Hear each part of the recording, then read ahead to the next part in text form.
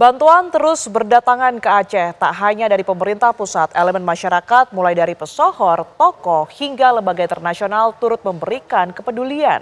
Distribusi bantuan pun terus dikebut karena banyak warga terdampak yang belum tersentuh bantuan, terutama mereka yang berada di wilayah terisolasi. Lantas apa strategi yang tepat untuk diambil? Bantuan mendesak apa yang saat ini sangat dibutuhkan oleh para korban bencana?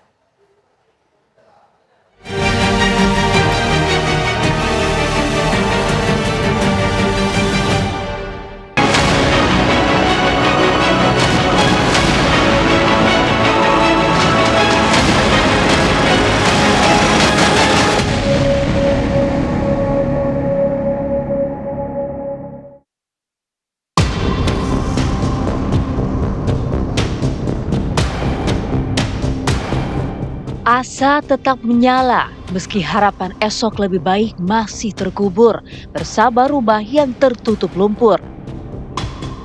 Siti Yati, wanita berusia 52 tahun ini, hanya bisa menatap tempat separuh hidupnya bernaung, kini dipenuhi lumpur sisa banjir bandang yang menghantam Aceh Tamiang.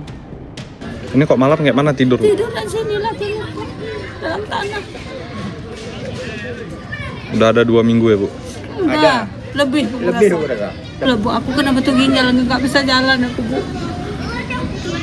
Bisa jalan aku. Jadi pengobatan kayak mana nih, Bu? Mana ada? Dari mana aku dapat? Banjir dan longsor yang melanda Aceh 24 November lalu menjadi mimpi buruk tak terlupakan bagi para korban. Mereka masih mengingat jelas bagaimana malapetaka tersebut terjadi, seolah peristiwa itu baru terjadi kemarin. Luapan banjir membawa kayu-kayu gelondongan beserta bebatuan besar. Arus deras luapan air mengantarkan benda-benda besar itu menghantam rumah-rumah warga. Kini, ribuan korban yang mengungsi menunggu uluran tangan. Bantuan memang deras mengalir, namun sampai kapan? Kami mohon kepada Bapak Presiden Republik Indonesia dan jajarannya, bantu kami, tolong kami, karena kami tidak punya apa-apa lagi di sini.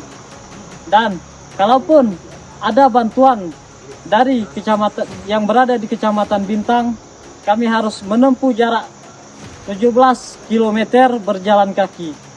Dan itu kami menempuh waktu pergi 1 hari dan pulangnya 1 hari perjalanan.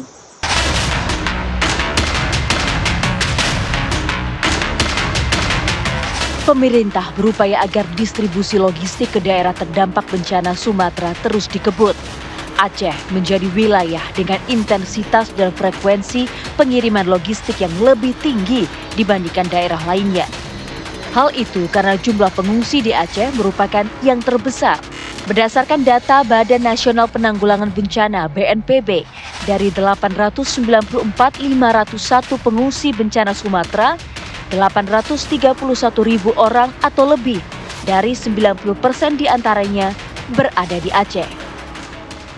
Kejar di titik-titik pengungsian masyarakat yang terpisah-pisah. Saat ini titik pengungsian itu yang terdata di kita di Aceh, 13 kabupaten kota yang ada pengungsiannya itu 2.186 titik.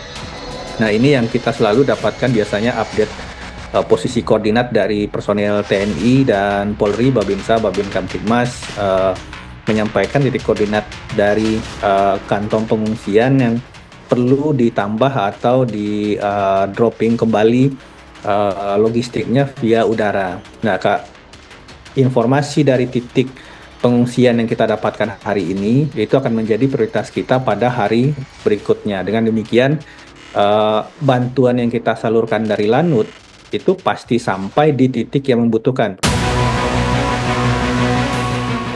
Tak hanya dari pemerintah pusat, elemen masyarakat mulai dari pesohor, tokoh, hingga lembaga internasional memberi kepedulian dengan mengguyurkan bantuan pada para korban. Meski bantuan terus berdatangan ke Aceh, penyalurannya menjadi tantangan tersendiri. Infrastruktur jalan yang rusak parah menghambat distribusi bantuan khususnya ke daerah-daerah yang terisolasi.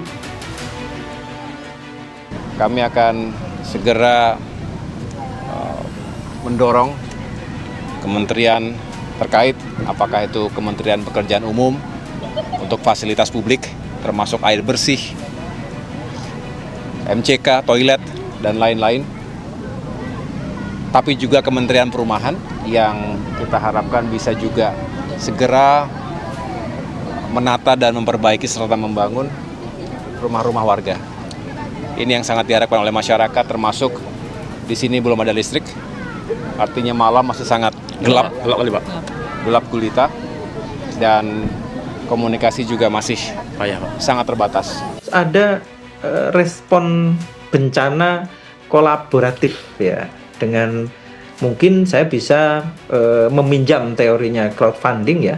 Artinya janganlah saat ini kita saling mencaci, kemudian kalau pihak NGO swasta pengen bergerak cepat melakukan crowdfunding dan sebagainya, terus ada kritik dari pemerintah dan sebagainya. Karena saat ini bagaimana kemudian banyaknya donasi dan organisasi kemanusiaan ya, komunitas dan sebagainya itu juga berbondong-bondong untuk mulai bergerak, tapi mereka juga akan kesulitan dalam penyalurannya. Di tengah upaya penyaluran bantuan, isu tak sedap pun tercium. Gubernur Aceh Muzakir Manaf mengungkapkan 80 ton bantuan raib tak sampai ke tangan warga. Muzakir Manaf atau biasa disapa Mu'alem juga sempat menyampaikan kekhawatiran mengenai banyak warganya yang meninggal dunia kelaparan lantaran bantuan tak kunjung bisa menjangkau ke daerah-daerah yang terisolasi. Sebenarnya kalau Benang Meriah Jawa Tengah, kalau kita pikir-pikir ya sudah maksimal. Tapi itu nanti lapangan mereka tepat sasaran atau tidak. Saya dengar berita, di berita burung atau berita tidak valid ya. Ini ada 80 ton yang hilang entah kemana. Kita turunkan semua di Benang Meriah. Dan banyak donatur yang menyumbangkan. Tetapi seperti itu tidak tepat kepada sasaran. Jadi kita mohon kepada semua orang-orang di situ, relawan di situ yang tepat sasaran lah. Lantas, bagaimana pola penyaluran bantuan untuk korban bencana dilakukan agar tepat sasaran?